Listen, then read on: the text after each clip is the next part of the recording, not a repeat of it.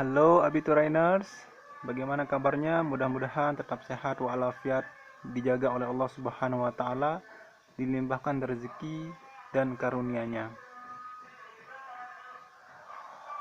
Alhamdulillahirabbil alamin, wa bihi nasta'in wa ala umurina waddin, wassalatu wassalamu ala asrafil anbiya'i wal mursalin wa ala alihi wa sahbihi ajma'in. Allahumma aslih ummata Muhammadin sallallahu alaihi wasallam wa farij an ummati Muhammadin sallallahu alaihi wasallam warham ummata Muhammadin sallallahu alaihi wasallam wansur wahfaz wa ayyid nahdatul watani fil alamin bihaqqi Muhammadin sallallahu alaihi wasallam wansur wahfaz wa ayyid nahdatul watani fil alamin bihaqqi Muhammadin sallallahu alaihi wasallam wansur wahfaz wa ayyid nahdatul watan fil alamin bihaqqi Muhammadin sallallahu alaihi wasallam. Qala Allah ta'ala fi kitabihil karim, a'udzu billahi minasyaitonir rajim. Bismillahirrahmanirrahim. Alhamdulillahi rabbil alamin, arrahmanir rahim, maliki yaumiddin. Iyyaka na'budu wa iyyaka nasta'in.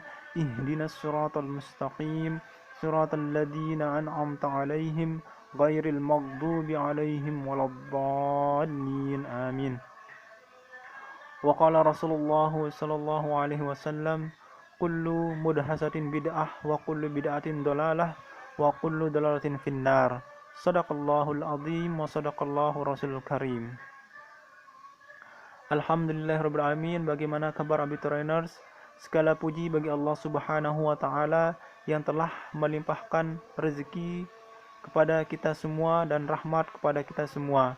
Salawat serta salam kita haturkan kepada junjungan alam Nabi besar Muhammad sallallahu alaihi wasallam yang telah mengemban amanah mengajarkan kita kemuliaan Al-Qur'anul Karim.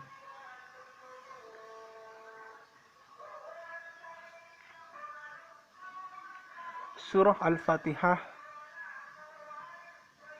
atau bisa juga disebut pembukaan dari Al-Qur'anul Karim yang diturunkan di Mekah dan terdiri dari 7 ayat. Ini merupakan surah yang diturunkan dengan lengkap di antara surah-surah yang ada dalam Al-Qur'an. Surah ini termasuk golongan surah Makkiyah karena bisa dilihat bahwa turunnya di Mekah. Surah ini disebut Al-Fatihah atau pembukaan karena dengan surah inilah dimulainya Al-Quran. Dinamakan Ummul Quran, induk Al-Quran, atau Ummul Kitab, induk Al-Kitab, karena Al-Quran atau surat Al-Fatihah merupakan induk dari semua isi Al-Quran. Atau istilahnya itu Abiturainers, bahwa surat Al-Fatihah ini kalau pernah kita baca buku ada pendahuluan atau kata pengantar, maksudnya itu menjelaskan tentang apa isi Al-Quran tersebut. Jadi Al-Fatihah itu merupakan penjelasan isi-isi dari Al-Quran. Karena itu diwajibkan membacanya pada tiap sholat. Kalau kita tidak baca surat Al-Fatihah, maka sholat kita tidak sah, entah itu sholat wajib atau sholat sunnah. Surat Al-Fatihah juga dinamakan As-Sab'ul Masani, 7 yang berulang-ulang, karena ayatnya 7 dan dibaca berulang-ulang dalam sholat. Bismillahirrahmanirrahim. Dengan nama Allah yang Maha Pengasih, Maha Penyayang. Alhamdulillahirabbil alamin. Segala puji bagi Allah, Tuhan seluruh alam. Ar-Rahmanir-Rahim, yang Maha Pengasih, Maha Penyayang. Maliki yaumiddin, pemilik hari pembalasan. Iyyaka na'budu, wa iyyaka nasta'in. Hanya kepada Allah kami menyembah dan hanya kepada Allah kami mohon pertolongan. Di sini saya artikan Allah pada huruf K, iyyaka na'budu wa iyyaka nasta'in. K itu ditujukan kepada Allah Subhanahu wa taala karena hanya kepada Allah lah kita meminta pertolongan dan kepada Allah lah kita menyembah. Ihdinas siratal mustaqim. Kita di sini berdoa kepada Allah Subhanahu wa taala agar kita ditunjuki jalan yang lurus.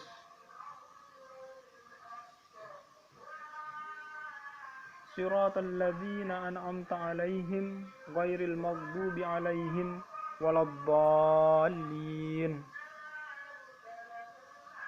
Maksudnya itu jalan yang lurus, yaitu jalan orang-orang yang telah Allah beri nikmat kepadanya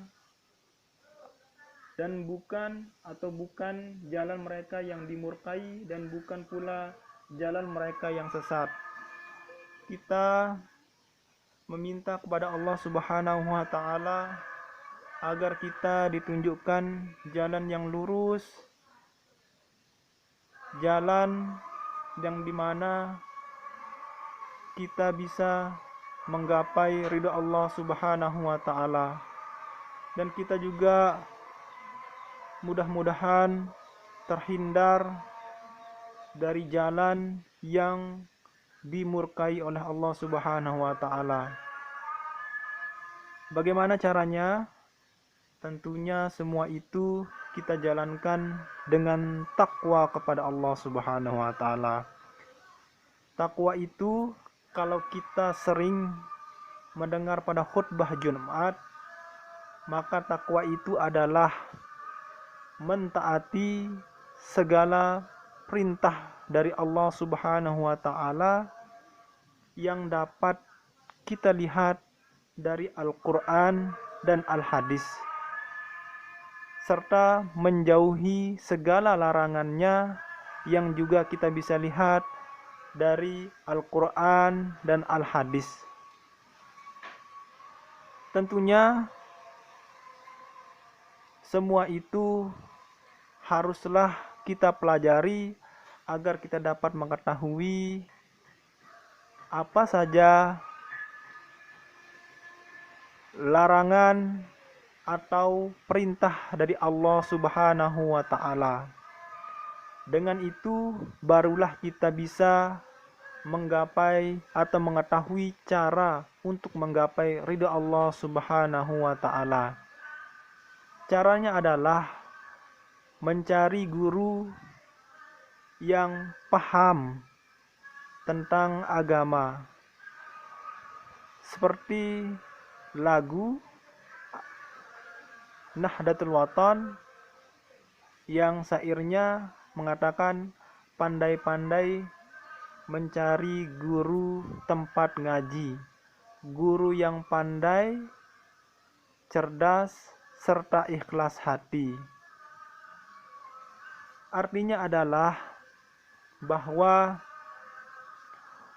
untuk menunjukkan jalan itu atau ilmu itu kita membutuhkan seorang guru. Maksudnya guru yang paham akan ilmu yang akan kita pelajari. Kalau antum ingin tahu cara membuat tahu, maka antum akan pergi kepada orang yang bisa membuat tahu.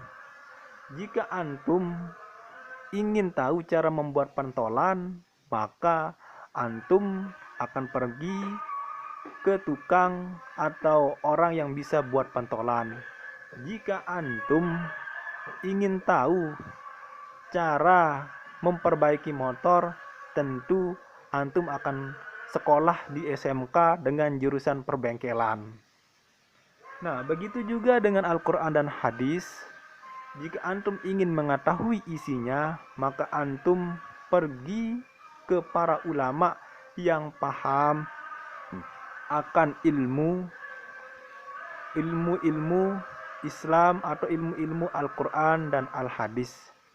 Mudah-mudahan dengan itu kita dapat memahami ajaran Islam, yakni yang bersumber dari Al-Quran dan Al-Hadis. Mudah-mudahan Allah meridai. Mungkin sampai sini saja saya buat videonya. Kayaknya backgroundnya tetap saja ya, syuting daun Ambon, daun singkong, tapi unzur maqala wala tanzur manqala. Lihat apa yang dibicarakan, jangan lihat siapa yang berbicara. Gitu aja ya. Nah, mungkin backgroundnya daun Ambon sama pagar dan lain-lain sebagainya. Tapi dengarkan apa yang dibicarakan ya, dan dengarkan sampai selesai. Oke, mungkin itu saja. Mungkin dari tadi saya mau akhir videonya tapi terus sengaja ngomong ya. Saya minta maaf. Oke, karena sudah mau sholat Jumat. Oke dah, kita akhir aja. Wallahu muwaffiq wal hadi ila sabilir rasyad. Assalamualaikum warahmatullahi wabarakatuh.